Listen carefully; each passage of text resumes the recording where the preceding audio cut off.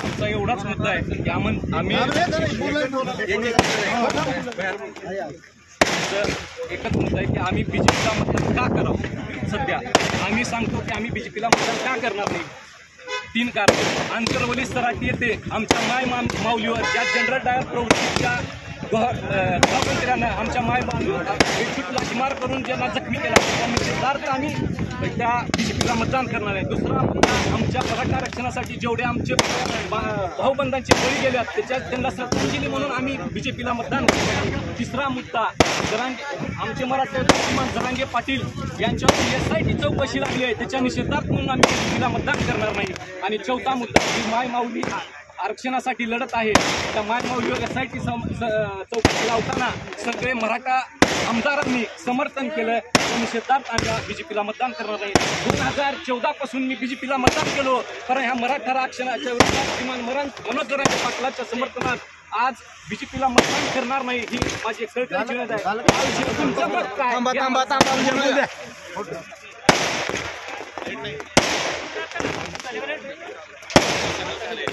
जवळून घ्या.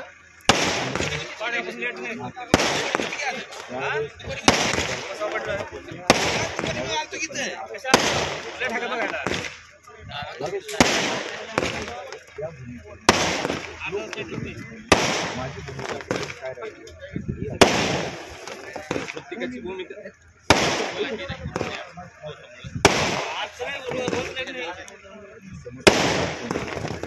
बंद करायचं.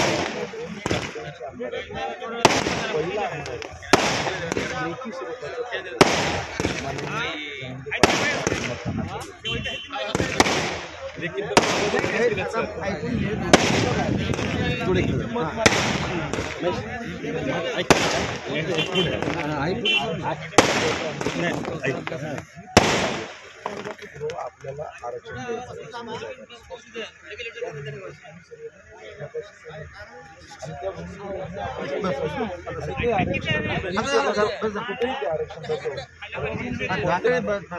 कोणत्याही पद्धतीने आरक्षण रद्द होईल. कोणत्याही पद्धतीने आरक्षण रद्द देणार नाही. म्हणजे आपल्याला विनंती कारण पक्षाच्या दोन्ही भूमिका त्यांनी कुठंच या पद्धतीची भूमिका घेतलेली आहे. आपण आपल्याला मत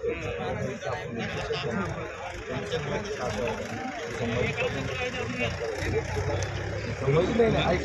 ऐका असं ऐका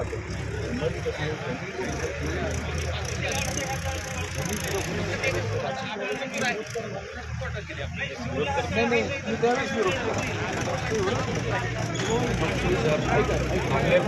ज्या खासदारांच्या प्रचारासाठी आला त्या खासदारांनी कधी पार्लमेंटमध्ये मराठा आरक्षणाचा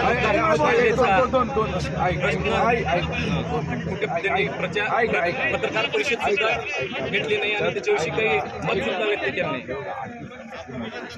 अर्धी नाही सर. नाही हे बघा मी सांगतो छत्रपती संभाजी राजेंद्र मराठा आरक्षणाच्या बाबतीत 4 नंबरचं जर नाव छत्रपती संभाजी आरक्षणाला पाठिंबा देण्याची बैठक सर्व खासदारांची त्यांनी त्यांच्या जाहीर लेखी स्वरूपात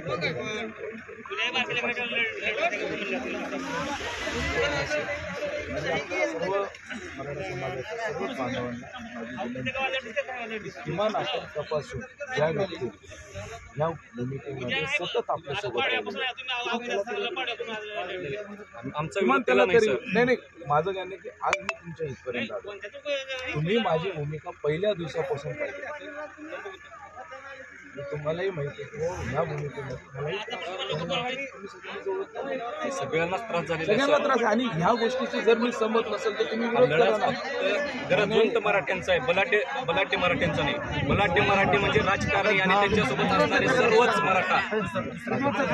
आणि दुसरी गोष्ट 2021 आता दुसरी गोष्ट आरक्षण झालं 2021 ते 24 पर्यंत आपल्या दोन मिनिटं माझी भूमिका स्पष्टपणे मराठा समाजाला